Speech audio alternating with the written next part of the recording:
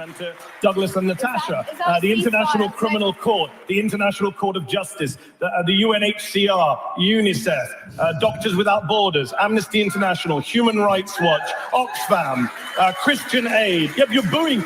What does it come to when you're booing Oxfam? What does that tell you about yourselves? You're sitting here booing Oxfam to defend Benjamin Netanyahu. Let me just deal with something you just said. You talked about debunking propaganda. First of all, you can't even get Israeli propaganda straight. The Israeli government's own security agency, Shin Bet, investigated what you just said and said, no, we found no evidence that workers from Gaza were involved in the October 7th attack. Oh, Shin Bet alive. They're booing Shin Bet, the Israeli security service. Got it. All right, let me finish my point. You had a 5-minute speech from your side.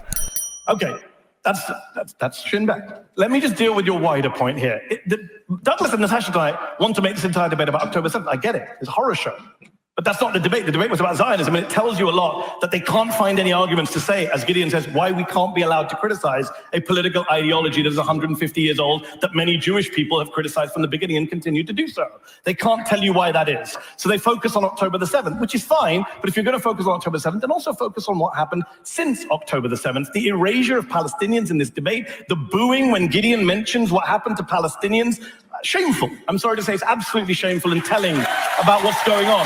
And I would say this, if we're going to talk about October 7th and what happened since, everyone's a liar. The Hamas health ministry is, everyone's a liar. Okay, friend of mine, American doctor, goes to Gaza. Many doctors have gone to Gaza. You've seen them on the news. They're all liars, all Hamas apparently. Friend of mine went to Gaza.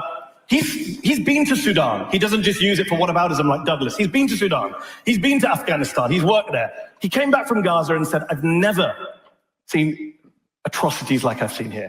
What's happened to children? He's an anti-Semite because he saw children with burn wounds like he's never seen. He saw children with gunshot wounds to the head. Interrupted him? Yeah, he called him an anti-Semite. Yeah, did you hear that? We can go back.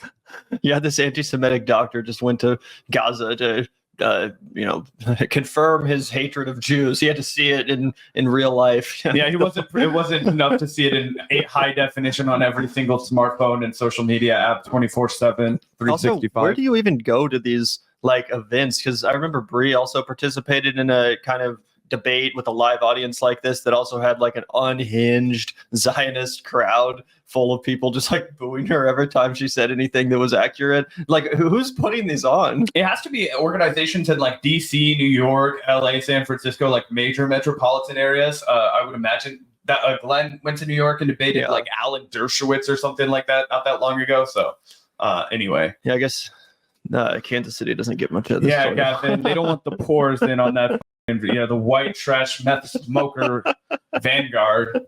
He's an anti-Semite because he saw children with burn wounds like he's never seen. He saw children with gunshot wounds to the head. But that's Hamas's fault. Everything is Hamas's fault. So let's talk about war crimes. It is amazing that every human rights group in the world, including this audience, is also dumb as like, pick a team. Are you going to cheer him when he calls you out like you did at the beginning of the video? I was like, wow, he finally wins them over, and then he starts to speak too much truth and he loses them again. It's crazy. People behind them too. What a weird arrangement for a crowd. Yeah, I'm not sure. Maybe these are like the special guests. These look like young people up front. If you look, the first row, it looks like potentially students of some kind. They have like cheerleaders or something. Yeah, no. Israeli human rights group like B'Tselem, Gisha, Yeshvin are all documenting this stuff, but you guys think it's all imaginary. So again, it tells you about what Zionism is. This is not about some abstract ideology of people trying to settle the land and trying to have it. But as Gideon said, there was an argument to be had in the 1940s, 30s, 20s. Zionism today is what the Palestinians are enduring on a day. Okay, also, I would just jump in and say, was there really an argument to steal these people's homes in the 20s and 30s and 40s? Like, I mean, I think that the settler colonial project that began after a tragedy of mammoth proportions was obviously, it was still a settler colonial project. You know what I mean? Like, that's one of the things that we've constantly reaffirmed during, this post 10/7 like study that we've all done, right? I think a lot of people were tremendously ignorant on this issue before October the 7th, and we should have all done a better job of, researching this. It shouldn't take like one of the greatest human rights atrocities that we've ever borne witness to in our entire lives for us to get off the couch and actually understand, one of the leading global rights issues. Unfortunately, that's the way it was for a lot of us. And then when you go back and you look, you're like, wait, Obviously, it was wrong to do World War II and do everything that Hitler did, and the final solution and all that kind of shit was horrible. It was unimaginable, and we should have opened our arm to every single European Jewish person that was fleeing tyranny and oppression and all that jazz. But that never meant it was okay to find a different spot on the map, kick everybody out, and say, "Oh, now the Jews can go here." Right? I mean, 1 million Jewish people did immigrate to New York City, I believe, in the was it the late 19th and early 20th century? It just seems like that was always the much clearer plan. And for him to, lean back and be like, look, guys, like maybe there was an argument for them back then. It kind of just reaffirms what they're saying now, which is the same argument. Well, if there was an argument for it then, why wouldn't it be an argument now? Anyway, just a small nitpick, but we can share this instead. Yeah, let's watch the last couple seconds of this. Mehdi's such a great debater, though. Always is just able to, contain his, present himself completely composed and articulate. What an absolute talent. Oh, yeah, for sure. Yeah, put the rest of this. Daily, nightly basis in Gaza, in the West Bank, in East Jerusalem, in Israel itself. And the erasure of that tells you everything about why we need to be able to talk about what Zionism does to the Palestinians without being smeared as anti-Semites. Yeah, this is the strangest crowd I've ever seen, because at one point they're like booing, and we can find that clip as well here if you guys want. Let's see here. Gideon Levy got booed. Was that the other guy? He was. Yeah, that was his like debate partner. Who was also making the case for justice for Palestine.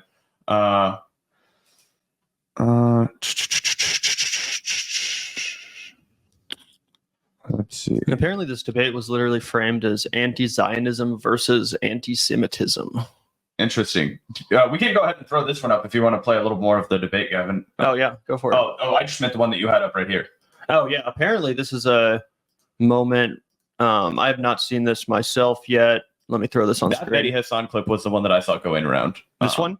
The one that we just played. Yeah, but, that was the one that seemed to get a lot of attention, kind of went viral, at least on the circles we run around in. Here's another clip. This is Natasha Hausdorff exposing Mehdi Hasan for cherry picking a quote from the very first paragraph of his opening statement during the anti-Zionism versus anti-Semitism monk debate. So yeah, I guess we can take a look. Let's see if she catches him with his pants down. Yeah, we can be the judge of that. We got to be fair here. We're not just going to play the good clips, guys. In 1917, over 100 years ago, Arthur Balfour, the British Foreign Secretary, a card-carrying anti-Semite, a man who had denounced the evils of Jewish immigration into the UK, a man who referred to Jews as an alien and hostile people, he issued his Balfour Declaration. Balfour. We heard him quoted to you earlier, ladies and gentlemen. Well, let's be clear about that quote and what was changed, or at least misrepresented, because I think this is going to give a really strong indication for what is coming out of the opposition as a whole. We were told he'd referred to Jews as alien and hostile. In fact, that he was therefore an anti-Semite. Well, I'm going to read you out the quote and you make up your own minds. Wait, can we pause this really quick? Mitigate the...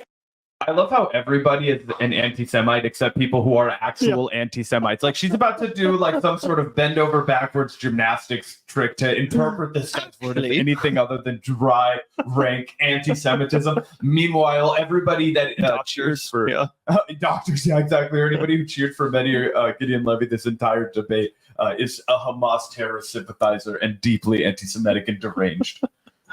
Age-long miseries created for Western civilization by the presence in its midst of a body which it too long regarded as alien and even hostile, but which it was equally unable... Was she like reading the Harry Potter audiobook or something? It doesn't sound like she's debating the way she's talking.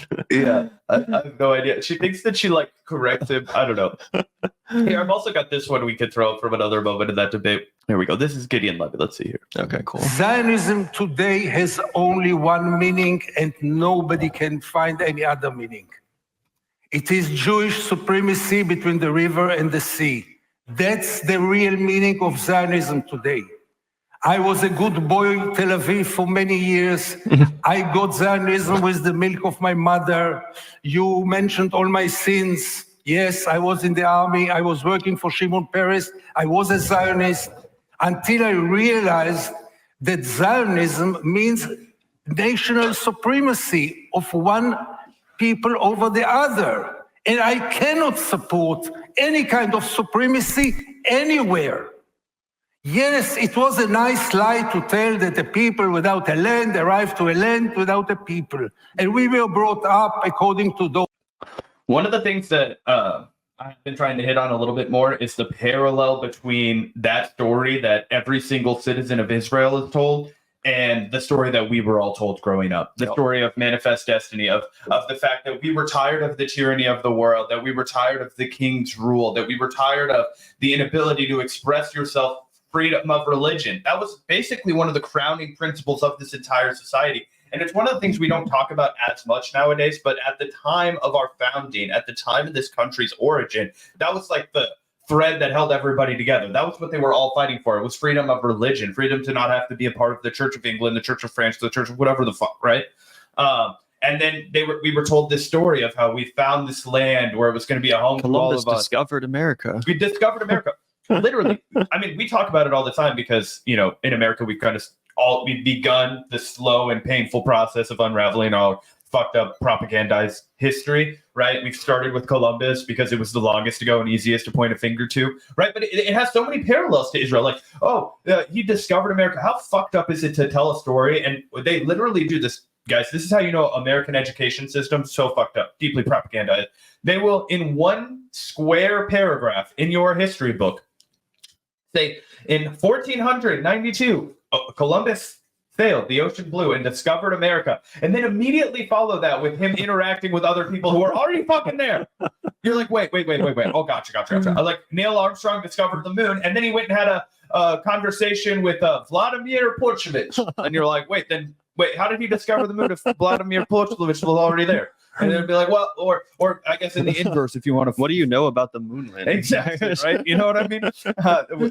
They all met in a Hollywood basement. You know what I mean? Space may be the final frontier, but it's made in a. Anyway, that's it's a real thing, right? And people are so married to their mythology. They're so married to their story of origin, right? People love that shit. That's why religions are so popular. Like, I know people who will listen to this podcast probably have religions themselves, and that's totally fine. But the reason that you like those is because human beings love mythology. We love stories. We love to connect to the past by narratives, right? That's something that all human beings enjoy. And the only reason that your religion was able to stick around is because of that. So I'm not saying anybody's religion is right or wrong. I'm saying our human tendency that defines all of us, regardless of whether or not your religion, the reason your religion was able to survive is because of that story. And in the same way, the reason our sense of nationalism, our sense of nation is able to survive, our ability to believe that, like, oh, some guy that came from Washington is the same as me, but some guy that came from, Ciudad Juarez is different than me because the patch of dirt that he was born on, that's nationalism, right? The fact that we believe in that story and we let it govern and dictate our lives and impose all kinds of cruelty on people who, try and challenge that. Anyway, it's remarkably similar. So while it's easy to, sit here on a high horse in America and be like, how could Israel be doing this? This is so dumb. Look, we're doing it right in front of our very eyes. Well, the reason you get to do that, the reason you get to sit in America in a comfy chair and have, high-speed internet and air conditioning on these hot as balls fucking days is because your ancestors already did what these fuckers are cheering for in Israel. Yep. I heard the word Nakba first time in my life when I was 20. I saw the ruins along the street and around the roads in Israel.